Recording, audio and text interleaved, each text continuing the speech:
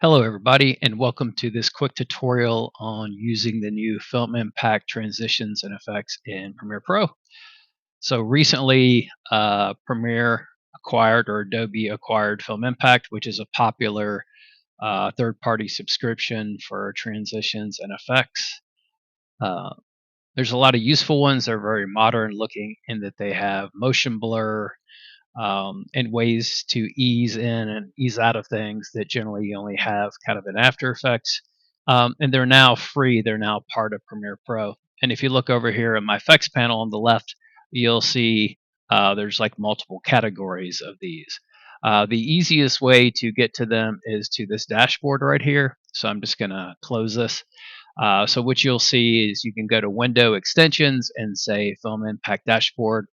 That'll give you the dashboard. And then what I do is I go to workspaces and I save this as a new workspace. So I have one FI built here. And this is what you're going to see. You're not going to see the favorites by default, so I'm just going to undo these. So you're going to see effects and transitions. And you'll see there's 4 categories of effects here.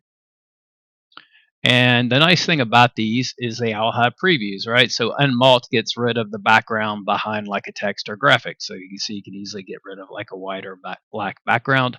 And you can favorite things that you might use. Let's say I like the blur. It gives me a preview here of what it looks like. So I could come in, select my clip. I could favorite it if I liked it. I can click apply. And then, if you go to the effects controls up here on your left, you can see the effect has been applied. And the cool thing with this, you can say surprise me, and it will randomly go through. So you can see here, I've got the playhead over the clip now. You can see when I click surprise me, it gives me different blurs. You could also say start fresh. I'm just going to undo that. I'm going to be hitting the specific ones in here the next month or so. And the one I'm going to kind of focus on today is under Smart Tools as a transition. So for this, I want to move the playhead between the clips. So I'm going to use the up and down arrow to move the playhead to the first frame of this clip here. And then I'm going to highlight these 2 clips.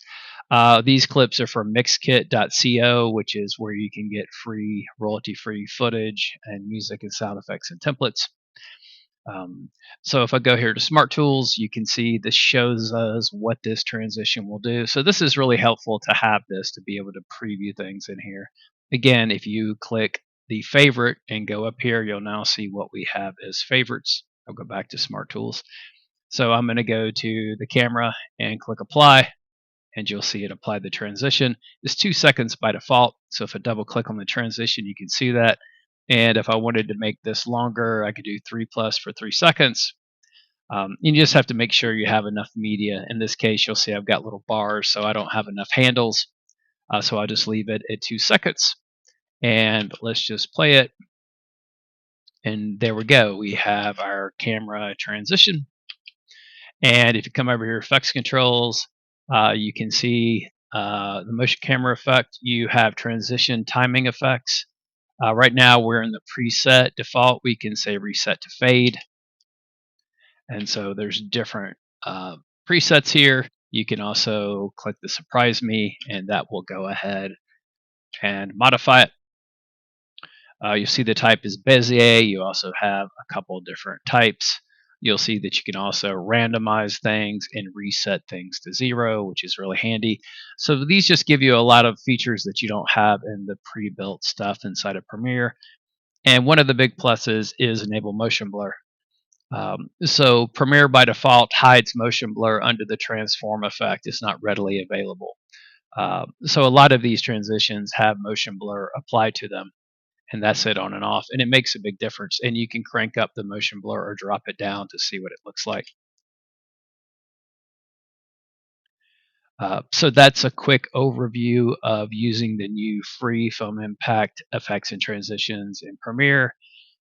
And said I'm going to go through this the next month or so and look at all the ones in here that I find essential. If you have any questions before then, please let me know. See you next time.